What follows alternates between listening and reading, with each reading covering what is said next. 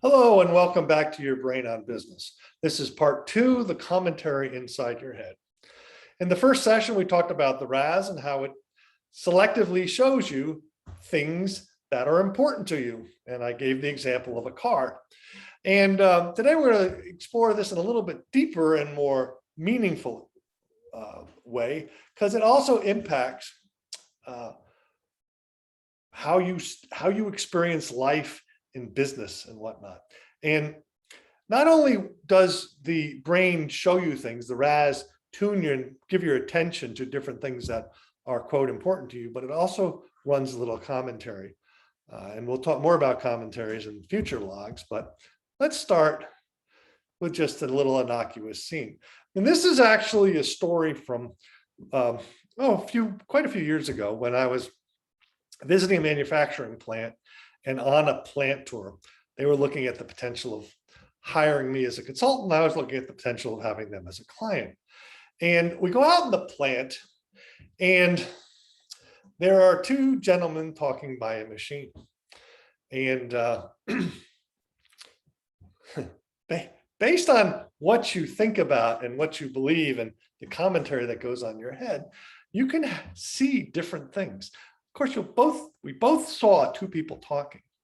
What was interesting is that my host saw the two people talking, and the brain, his ego, presented them with the commentary, look, they're goofing off. Because it was pretty clear in the initial session when we were in the office before the plant tour that he had a fundamental belief that his employees were basically screwing him.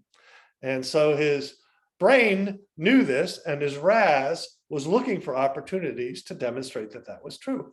And here we had two guys, should have been working, and they were goofing off. And so we went up to him, and much to my horror, he started off with, I don't pay you guys to stand around and talk. Now, that's not a good way to start a conversation. And it horrified me because my RAS is tuned a little bit differently than his RAS. And the story my brain was telling me when I saw these two workers was, I wonder what problem they're working on, right? Think about the implications of this. If you have a narrative in your head that says, all my employees are out to screw me, then you're going to get the commentary that says, look, there's an example, they're goofing off.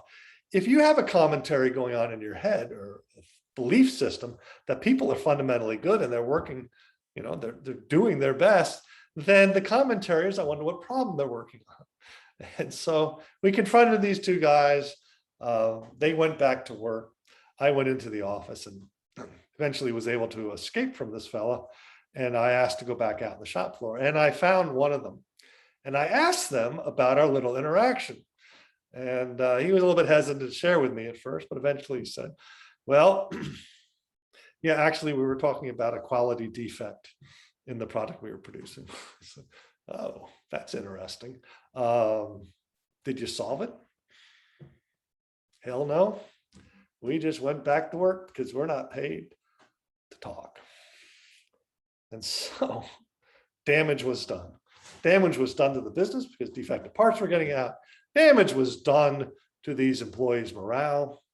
And all because our commentaries and our world beliefs set our RAS, which sets up the commentary that reinforces what we think we're seeing. All right. My name is Rick Phelps. I am an action coach with Action Coach Business Coaching. My email is rickphelps@actioncoach.com. And I can be reached at 216-533-1387. Have a safe and prosperous week.